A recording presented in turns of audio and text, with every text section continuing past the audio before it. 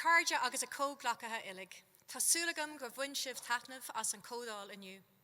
In the first instance, I would like to express my appreciation to the Taoiseach for opening our event today. I also wish to thank my colleagues, Minister Foley and Minister O'Gorman, for their contributions and for their ongoing support in delivering the Creative Youth Plan. I'm sure many of you will already have noted that all four of us were members of the teaching profession, so we possess something of a first-hand understanding of the challenges, the opportunities, and the rich returns that flow from investment in our children and young people. In a few short years, the Creative Ireland programme and the Creative Youth Plan have provided a framework to foster creativity in Ireland's young people. This conference today and the earlier events in April form part of a process of reflection and evaluation. As we look towards the future of creative youth after 2022, I will ensure issues for young people around equity, diversity, and social inclusion receive particular attention, especially after the tough period for them during the pandemic. The Creative Youth Expert Advisory Group will be taking stock after these events, and I would like to thank them for their continued support. In particular, I would like to pay tribute to Professor Kieran Benson, who stepped down as chair recently. Thanks to all of the contributors to today's discussion and to those who participated in the events which took place last month, including the voice of young people themselves, who you heard in the film. Hugdi an clúisbhauer de fáistí agus a ghine ógas an ama tá hart, ach tá míid ag éisteach lo inis. The Creative Youth Plan, and indeed the entire Creative Ireland programme, is not just about widening opportunities to be creative. It is about collaboration, about partnership, about making and sustaining connections. The progress in delivering on the ambition of creative youth has only been possible because of collaboration and partnership between government departments, state agencies, artists, creative organisations and community groups, and vitally, collaboration with and between young people themselves. Therefore, our continuing strategy must be one of collaboration and partnership. Ní neart go cur le céile. I also noted a very clear message to consider the mental health and well-being of young people in these challenging times. As a parent, a teacher, and a minister, I am acutely aware of the need for young people to connect, or indeed reconnect, with their creative pursuits and their friends. I am equally aware that government can and must support them to do so. Creativity has played an important role at key moments in our nation's history. I believe our collective challenge as we emerge from this pandemic is to recognise the value of creativity as we respond to the mental health and well-being needs of our children and young people, to help them rekindle old connections and to forge new ones in an inclusive manner. Our focus, too, must be to enable them to carve out new individual prospects as part of our national economic recovery. As an immediate measure, therefore, I am announcing my department, through the Creative Ireland programme, will be supporting Fighting Words and Youth Theatre Ireland to provide greater opportunities for young people's personal development through creative writing and drama. These initiatives will be targeted at the most disadvantaged, offering young people who have not had these opportunities before. We will support them to discover and unleash their creative talents and provide an opportunity to explore any negative impacts the past year may have had on their well-being. The theme of today's conference, Focusing on the Future, is particularly fitting.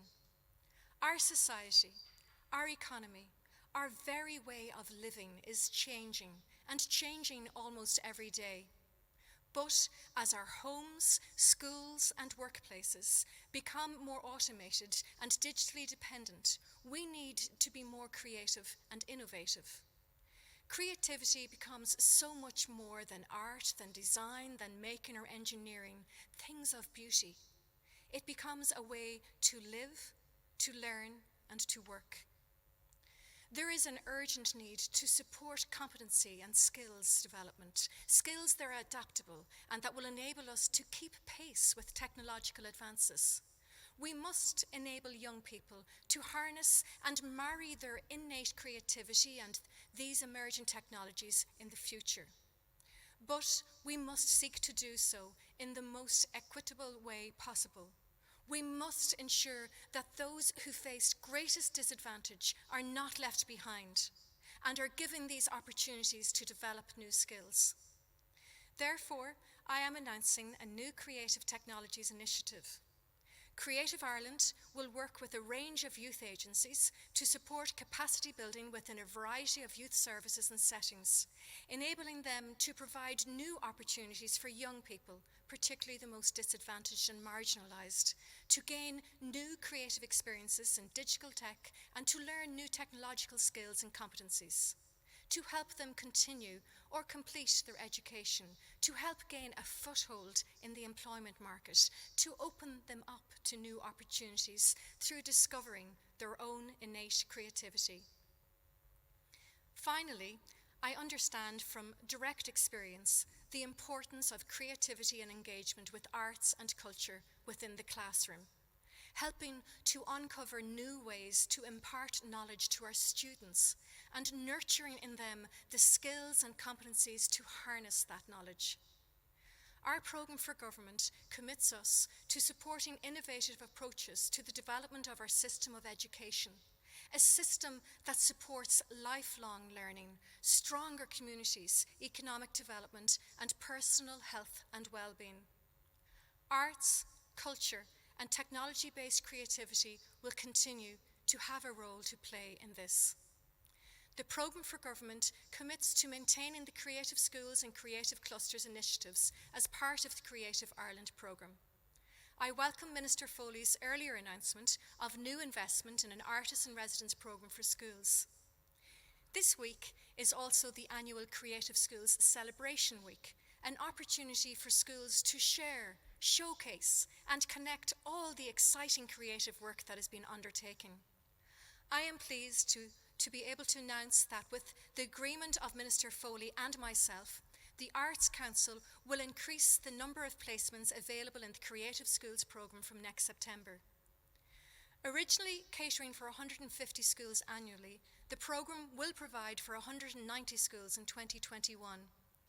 Together, we will enable even greater numbers of children and young people to experience both the joy and benefits of creative activities, to start a new journey that will instill a lifelong appreciation of arts and culture, but also arm them with the skills and competencies for their futures. We have also extended the deadline for applications until June 10th to give schools more time to complete their applications.